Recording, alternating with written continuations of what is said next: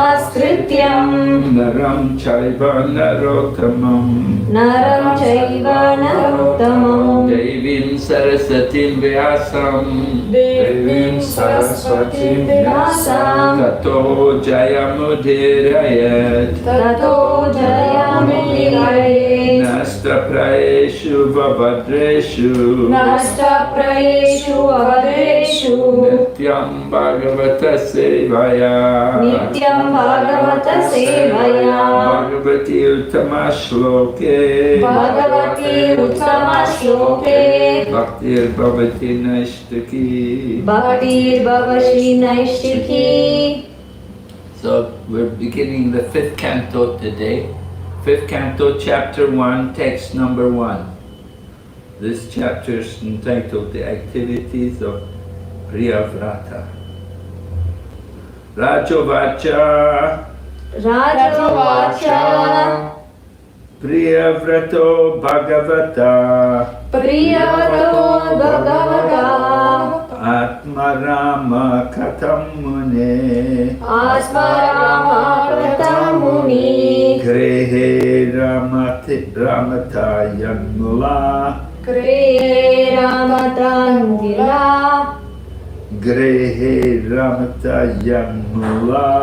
Grehe Ramatayanmula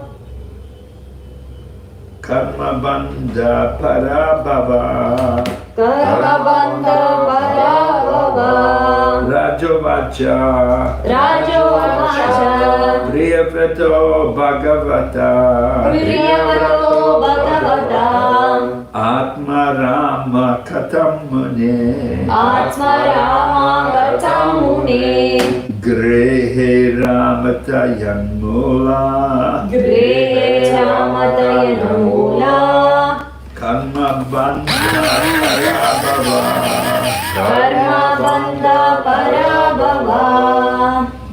Rajovacha Priyavrato Bhagavata Atmarama Katam Mune Grehe Ramatayanmula Karma Bandhana Parabhava Rajovacha Priyavrato Bhagavata Atmarama Katam Mune Grihe Ramatayanmula Karma Bandha Parabhava Rajovacha Priyavrato Bhagavata Atmarama Katam Mune Grihe Ramatayanmula Karma Bandha Parabhava Rajovacha King Parikshit said Priyavrata Bhagavata the great devotee Atma Arama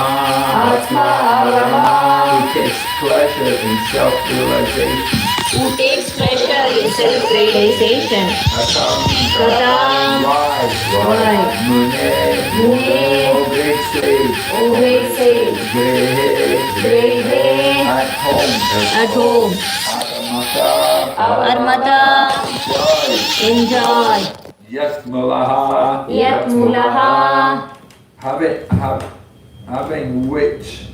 having which as the root cause having which as the root cause Karma Bandha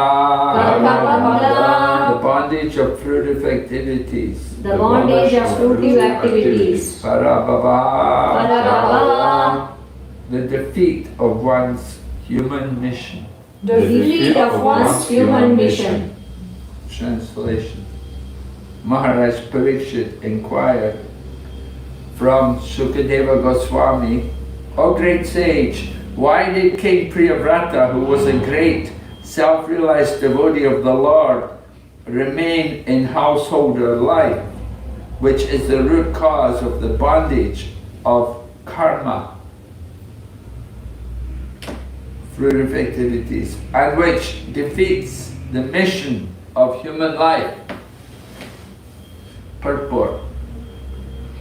In the 4th canto, Srila Sukadeva Goswami explains that Narada Muni perfectly instructed King Priyavrata about the mission of human life.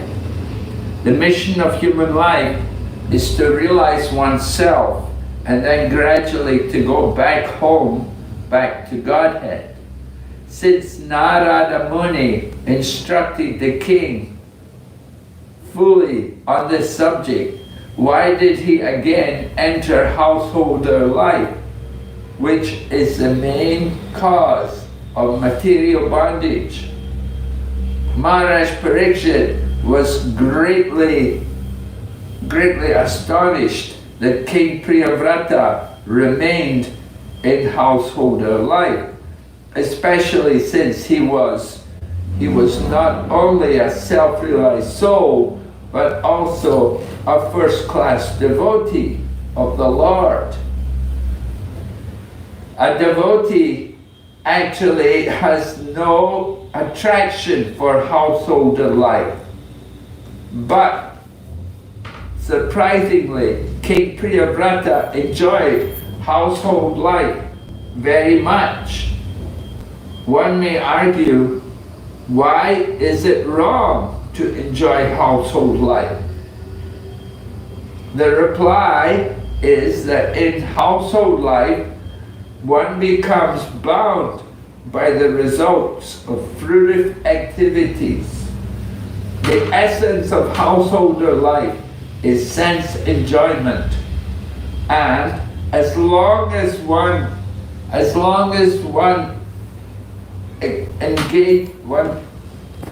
engrosses his mind in working hard for sense enjoyment, one becomes bound by the reactions of fruitive actions. The ignorance of this ignorance of self-realization is the greatest defeat in human life. The human form of life is especially meant for getting out of the bondage of fruitive activities. But as long as one is forgetful of his life's mission and acts like an ordinary animal, eating, sleeping, mating and defending, must continue his conditioned life of material existence. Such a life is called Swarupa Vishmriti. Forgetfulness of one's real constitutional position. Therefore, in Vedic civilization, one is trained in the very beginning of life as a brahmachari. A brahmachari must execute austerities and refrain from sex indulgence. Therefore, if one is completely trained in the principle of brahmacharya, he generally does not enter householder life. He is then called a Naistika brahmachari, which indicates total celibacy. King Parikshit was thus astonished that the great King Priyavrata, although trained in the principles of Naistika brahmachari, entered household life. The words Bhagavata Atmaramaha are very significant in this verse. If one is self-satisfied, as is the Supreme Personality of Godhead, he is called Bhagavata Atmarama. There are different types of satisfaction. Karmis are satisfied in their fruitive activities. Jnanis are satisfied to merge into the effulgence of Brahman. And devotees are satisfied to engage in the Lord's service. The Lord is self-satisfied because He is fully opulent. And one who is satisfied by serving Him is called Bhagavata Atmarama. Manushyanam Sahasreshu. Out of many thousands of persons, one may endeavor for liberation, and of many thousands of persons attempting to become liberated, one may achieve liberation from the anxieties of material existence and become self-satisfied. Even that satisfaction, however, is not the ultimate satisfaction. The Jnanis and the Karmis have desires, as do the yogis, but devotees have no desires.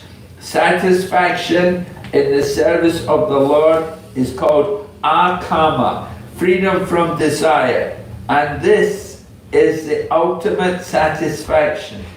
Therefore, Maharaj Parikshit inquired, how could one who was fully satisfied on the highest platform be satisfied with family life?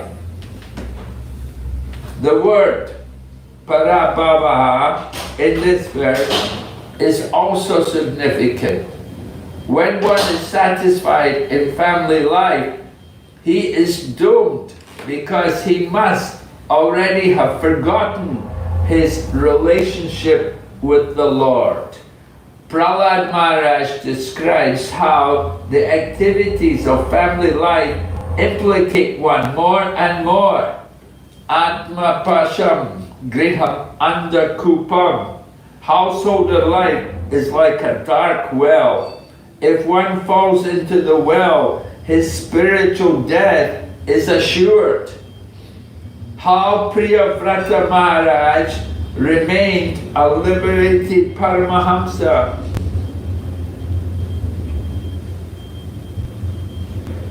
A liberated Paramahamsa, even within family life, is described in text 23 of this chapter.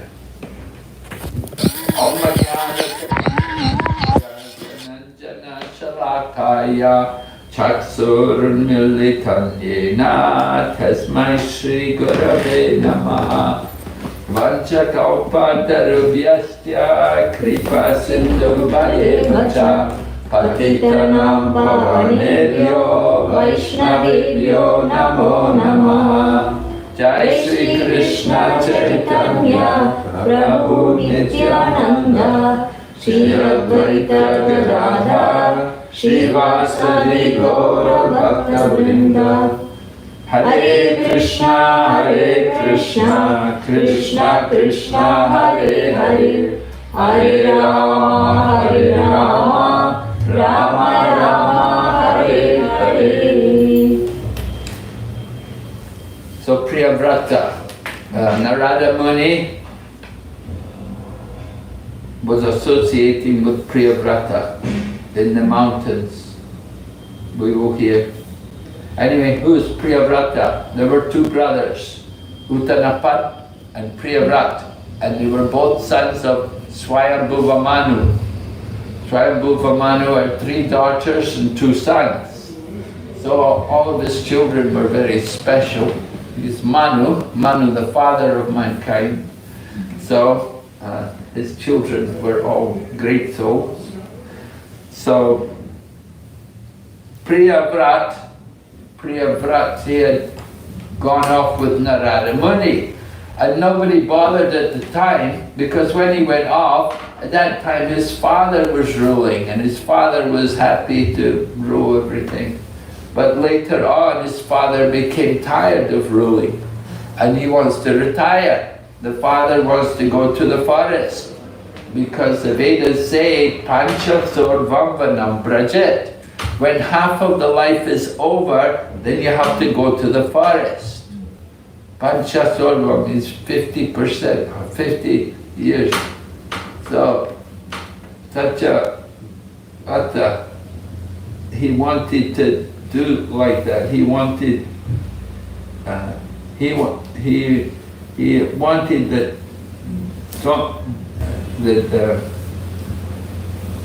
Priyavrata, he wanted that Priyavrata would stay in the forest with Narada Muni. Priyavrata wanted to stay in the forest with Narada Muni.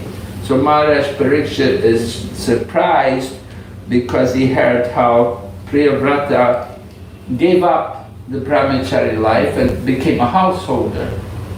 Of course, there's nothing wrong in that. There are many brahmachari. Brahmachari life is the training for householder life. Most people enter into family life. And Priyavrata also, because he went back to become the king. He went back to take over his father's position. Manu wanted to retire, to go to the forest. So Priyavrata had to come back to take the position as the king, to take his father's position.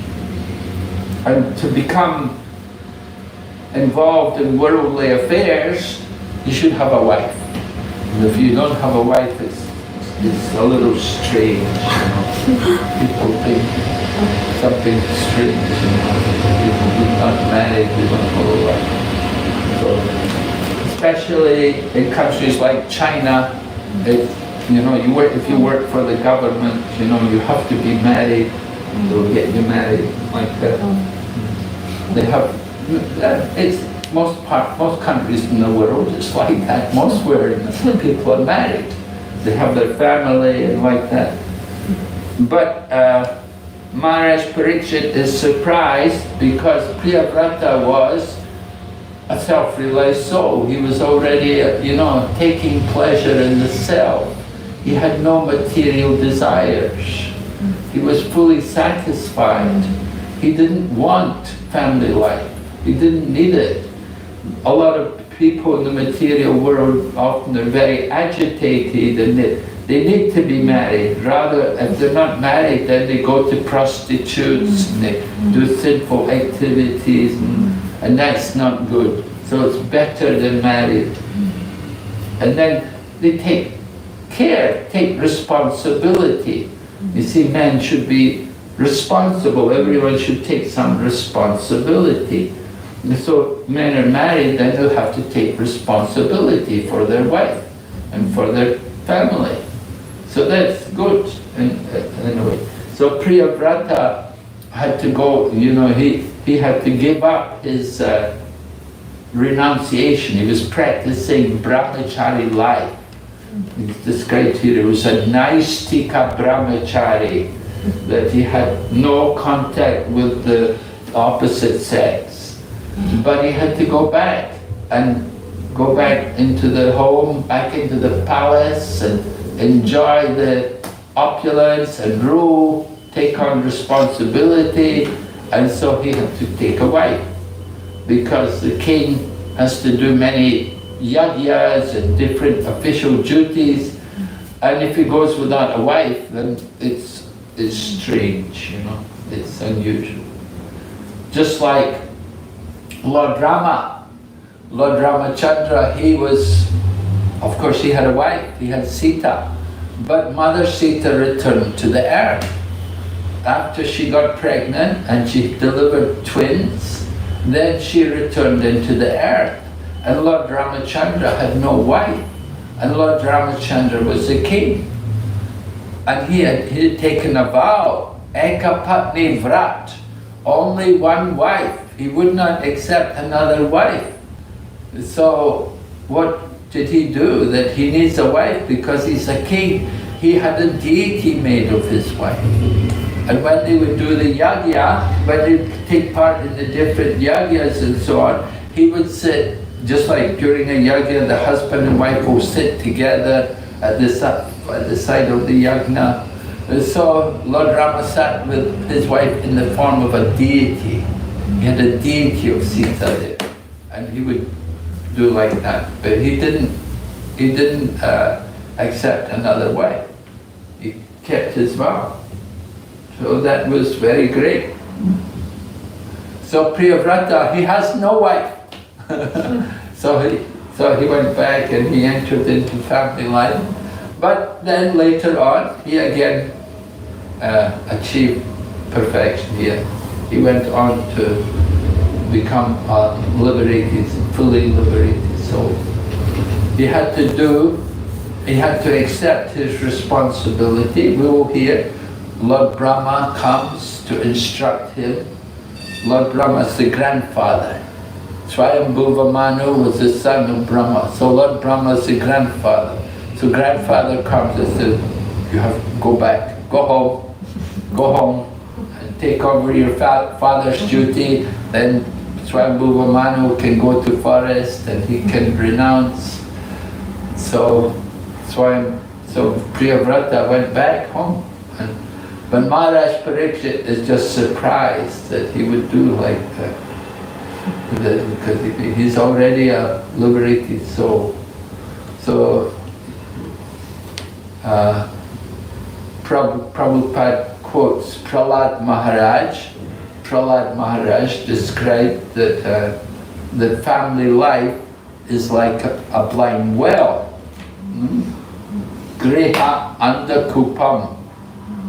Anda kupam. Anda means blind and kupam is a well. So family life can be like that. It can be a very hopeless situation that you're in a situation you can't do anything about it. If you're in a well, you can't get out on your own. You know, no way you can get out. You're in a situation, you have the responsibility. But Prahlad himself entered into family life. Prahlad himself became a grihastha. So for the devotees, it's not a problem.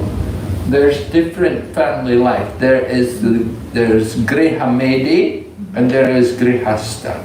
So there's two kinds of family life. And grihamedi is where people are very materialistic and envious of each other. So they spend all their time just thinking about money and economic development and want a bigger house and a better car and more children and like this. They have so many desires. So this is grihamedi life, you see. The thinking is just based on sense gratification. But grihastha life is a spiritual ashram. And people who are in grihastha life, they can make great spiritual advancement. And Bhaktivinoda Thakur, one of our acharyas in the line of the parampara, Bhaktivinoda Thakur, who wrote many of the songs which we sing, he was a householder and he had many children. He had like 11 children. And he trained them all to be devotees. And he has written one song describing different things which are favorable for devotional service. And because surrender to Krishna means to accept things which are favorable for devotional service and to reject everything which is not favorable. So he's described what is favorable, and one of the verses said, Ye dina grehe bhajana deke greheti goloka bhaya. That when I'm in my home worshipping the deity, then my home becomes Goloka. It's not Andakupam. The Andakupam is for people like Hiranyakashipu. Prahlad used that term when he was talking to his father, because his father was such a materialistic person and he was so much against devotional service. So Prahlad Maharaj told his father that you're in the blind well, you're in the Andakupam, and he told his father, you better go to the forest. You'd better give up everything and just go to the forest because you're in a terrible situation. you're so attached and you're so blind about the purpose of life. But if you're clear about the purpose of life, if you're not so much attached to sense gratification, then Grihastha life can be very helpful for spiritual advancement. Because in family life one is protected. One can be protected by the home, by the family. If you don't have the home, then there's a tendency people may go to the bar at night and go gambling and go hunting women and things like that. So one can become very degraded. But if one is already married and then one's secure, he has the home is like a fort, and one is protected from the material energy. So Bhaktivinoda Thakur said like that. He said, when I'm worshipping the deity at home, my home becomes Goloka. So we have to understand that family life it's not the same for everyone. For some people it can be very bad, but for other people it's very good. You can make and it's very good to produce Krishna conscious children. To have Krishna conscious children is also a very wonderful service. So Bhaktivinoda Thakur, he had many children. He trained them all to be devotees. And one of them went on to become Bhaktisiddhanta Saraswati, who was the spiritual master of our founder Acharya, Srila Bhaktivedanta Swami Prabhupada. So we don't object to people entering into family life. You know, it's actually very good if they're Krishna conscious, if they control their mind and senses. Just like Priyavrata, you know, he was trained as a brahmachari. He was trained in sense control. And so entering into family life is not a problem. So that's a qualification for the man, is they should be a good brahmachari, and for the woman, she should be chaste. You know, she shouldn't be someone who flirts with men, you know, just runs from one man to another man like that. A woman should be a chaste wife, faithful to her husband, like that. The man is also trained as the brahmachari, that he can control the mind and sense, and he moves into Grihastha life, and then have Krishna conscious family, and then later in life he retires from family life, and then the next is retired life, vanaprastha. Vanaprastha, when you go to holy places, you retire from material duties, no more working, making money, but you just spend your time to go to visit temples and go to holy places and read Shastra and worship the deity. So that is ideal family life. Described like that in Srimad Bhagavatam in 7th canto. Ideal family life. So we want devotees to do like that. Not like the way it is today, you know, divorce and everything. People marry for some time and then divorce, broken home, and children, only one parent or something. Very confusing. Yes. Okay, so any question?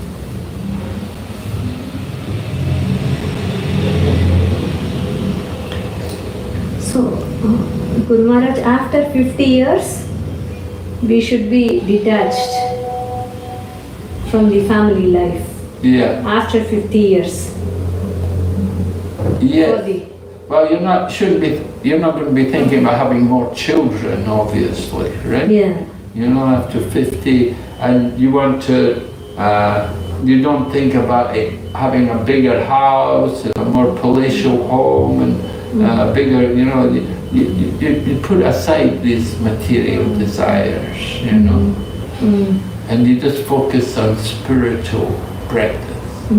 Time to chant your rounds, and time to read the Shastras and go to Katha.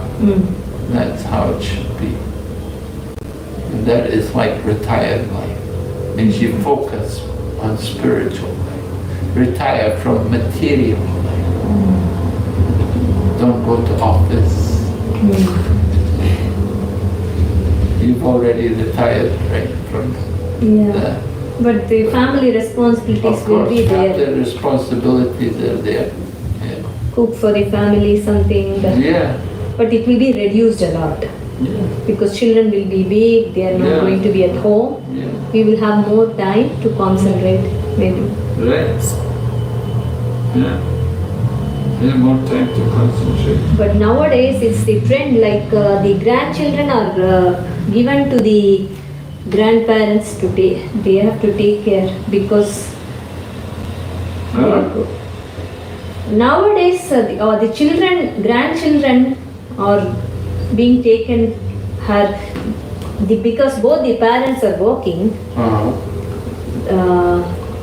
The grandparents have to take care of the grandchildren. But that's not supposed to be like that. That's not how it's supposed to be. Both parents are not supposed to work. You know, wife is not meant to be out working.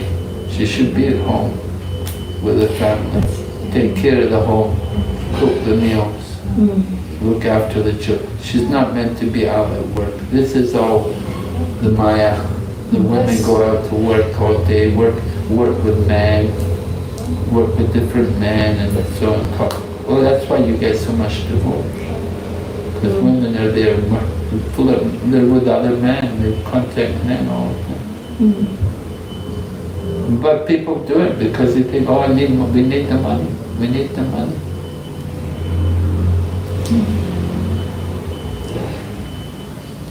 And also the training is also like that because the girls are trained from the young age in studying education, so they feel naturally to utilize their education by getting a job. It's been, the system is like that. They are not like previously trained in household activities. For example, we also thought... But you see, the women don't need all that education. You know, they don't really need all that. They shouldn't have, you know, women engineers and women all bus drivers and women that's doing everything.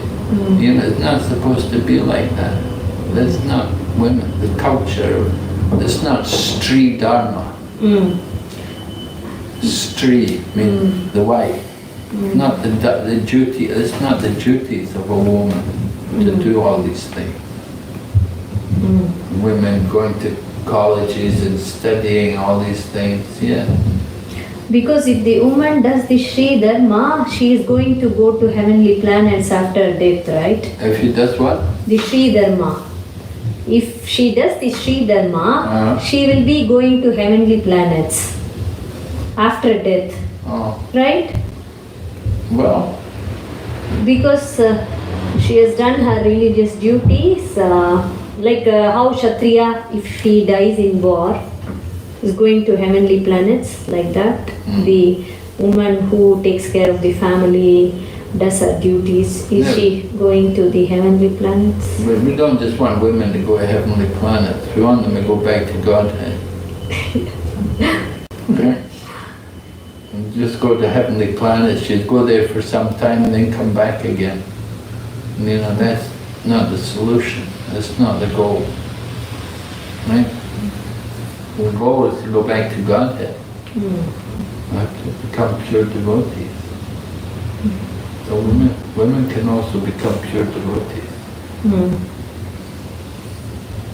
But sometimes Guru Maharaj, nowadays the men give up the woman, so she has to work, she has to be, if that's also there, they are not so responsible, the men.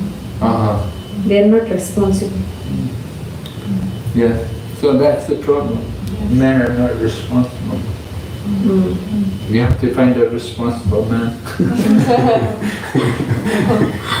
Try to get out of all these obstacles which is given this material world. Eventually you retire and you get pension We have a lot of ladies like that in China. They're retired. Mm. You know, their husband is often not there, but they have their pension. Mm. They can take care of themselves. Yeah. Right. But then the pension, you don't get the pension at 50 years old. You get the pension later. And now, you know, in such countries like Switzerland, they want to give the pension to women later. Later. So... Later this- means when? Yes, because... After 65. So between 50 and 65 you have to work, otherwise, you know. Well, you stay with the family. If you're with the family, if you're with your father or parent like that, And sometimes they are not there anymore, the father is not there. yeah, father is not there. Well, then you have to work, Yes, but you have to find something to do which is appropriate. You do things like, you can do things at home. You don't have to go out to the big offices and sit in the office, Yeah, nowadays there are more options. 50% work is there. Yes, 50%. Work from home options are there. It's more flexible Yes. some many times. Yes. Look after children, do these kind of jobs. But there are problems also anyway, and there are also problems, because also the system is not fixed on this spiritual goal. That is the thing. So even if we want to do some spiritual, if we want to be brahmacharya, for example, it's very difficult. It's even quite impossible to do because it's not a part of the system.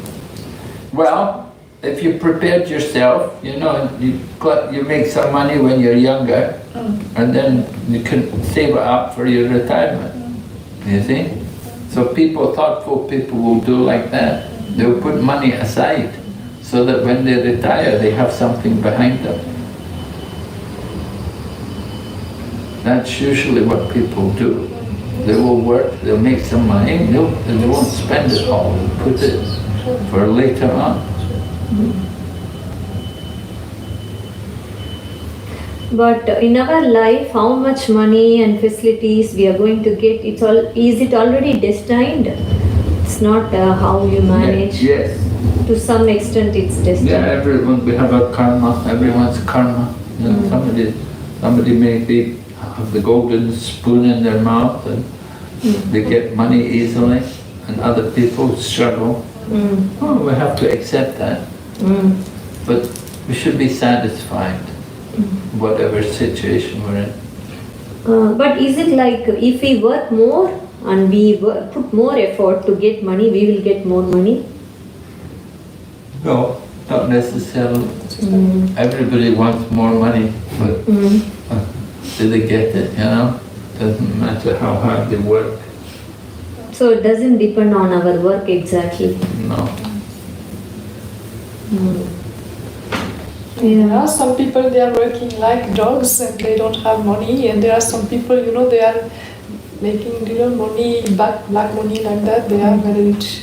And some people work very hard, Yes. and they get promotion, and they get a tiny little bit more on their salary, and much more work to do, with greater stress. Yeah, it's like that. It's very stressful for everybody nowadays. Oh yeah. That's why they have to employ so many helpers. Otherwise they cannot manage. Okay. Hare Krishna, Srimad Bhagavatam ki jai.